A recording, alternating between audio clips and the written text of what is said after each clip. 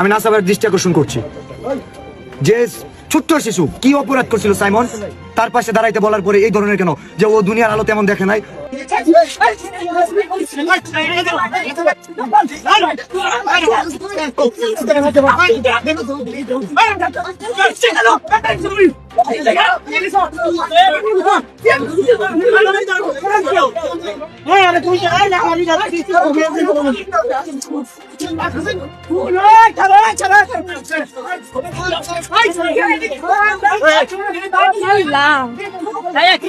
আপনারা একটু দেখেন, ওই যে নাসা, যার কলজা আছে ওর পাম্পে গিয়ে কথা বলা। আজকে নাসা ভাই শেরপুরের মাটিতে বিজনেস করে, তার দোকানটা খারাপ রূপে ভেঙে দিতে পারতাম, কিন্তু আমরা করবো না, কিন্তু সেটা কিন্তু করলাম না। আমার চাবি রেখে দিছিল, আমার বাইকের চাবি রেখে দিছিল, আমার বাইকের চাবি রেখে দিছে। আমি জাস্ট একটা কথাই বলতে চাই, আমি যদি অ্যাকচুয়ালি থটস অফ বিল্লাল তার হ্যাডাম দেখায়, তার হ্যাডাম যদি থটস অফ বিল্লাল দেখায়, এর চেয়ে ভয়ঙ্কর কিছু হইতো। আমরা একটা সিঙ্গেল ওয়ান পোলাপান টাচ করিনি, রাইট? তার হাতে গোনা 10-15টা মানুষ ছিল, সিঙ্গেল ওয়ান একটা মানুষ টাচ করিনি। ভিডিওতে দেখবেন আমাকে টাচ করা হয়েছে, রাইট?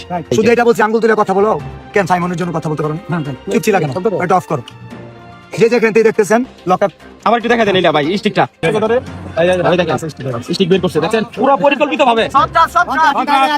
এই নাইলতাবাড়ির একটা ছেলে, এরকম একটা বাচ্চা ছেলে শেরপুরের পূর্ণিমার জন্য এই চকপাটকের মানুষের জন্য ভিক্ষা করতেছে আমার টিম, রাইট? পুরো বাংলাদেশের কন্টেন্ট ক্রিয়েটররা, ভাই আমিও আসছি। আর এই ছেলে স্টেপ দিয়ে মারতে চায়, এটা কি থটস অফ বিল্লালকে মারা না মানবতাকে মারা? সারা বাংলাদেশকে অপমান করতে ভাই, পুরো মানবতাকে অপমান করা হয়েছে। কিভাবে পারে মানবতা? দেখেন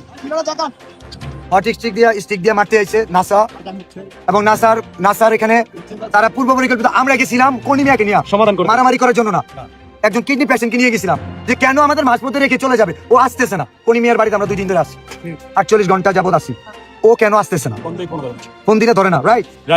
এখন আমার কথা একদম ক্লিয়ার, এটা আমি জানি না, শেরপুরবাসী এটা দেখবে, এটা আমি দেখবো না। শেরপুরের মাটিতে ব্যবসা করবে, শেরপুরের মানুষের পাশে তার হ্যাডাম নাই 10 লাখ টাকা দেওয়ার, তার হ্যাডাম হয় না 10 টাকা দেওয়ার, অথচ থটস অফ বিল্লাল দিবে, ওটা তার লাগা যায় কেন? তোমার কাছে পয়সা নাই, দাও স্টিক ধরতে পারে, 5 লাখ টাকা দিতে পারো না? ঠিক। আমি জানি না, আমি শেরপুর, এটা আমার, আমি পুরো 64 জেলায় কাজ করি, আমি শুধু এক জেলা নিয়ে পড়ে থাকি না, আমার এক নাসা নিয়ে পড়ে থাকার টাইম নাই। থটস অফ বিল্লাল এক জুলা নিয়ে পড়ে থাকে না, এক মোড় নিয়ে পড়ে থাকে না, পুরো বাংলাদেশ নিয়ে কাজ করি, জানেন? মানুষের পাশে দাঁড়াই একজনের টাকা থেকে আমাদের। আমি সবসময় বলতাম নাসা আমার ভাই, কেন জানেন? আমি ঠিক ততদিন পর্যন্ত সীমা অতিক্রম করার আগ পর্যন্ত সুযোগ দিচ্ছি। জি, নাসা আজকে স্ট্রিকনেস, ঠিক আছে? আমি বলে রাখি, নাসার সাথে যাই হবে, থটস অফ বিল্লাল দায়ী নয়। নাসার দোকানে কিছু হইলে, নাসার কিছু হইলে, এটা থটস অফ বিল্লাল দায়ী নয়, কারণ থটস অফ বিল্লাল যদি হিট করতো, তার একটা হাত ছিল তো, অনেক কিছু হতে পারতো।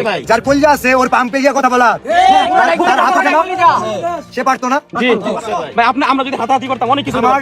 আমার গাড়ির চাবি রেখে দিস, দেন আমি চাবি চাইছি, দেয় নাই। 1 বার 2 বার 3 বার চাইছি, দেন আমি বলছি আমি চাবি নিব না, আমার বাসায় যাইতে হবে না, আমি শেরপুর পর্যন্ত যাবো, জাস্ট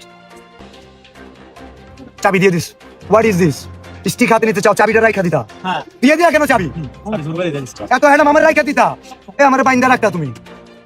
জানি না, আমি শেরপুরের মানুষদের কাছে, টকপাটকের মানুষের কাছে, এই শেরপুর জেলা, এই শেরপুর সদর সহ আমি জাস্ট পুরো দেশবাসীর কাছে এই বিচারটা দিলাম, মানবিক কাজে বাধা এটা।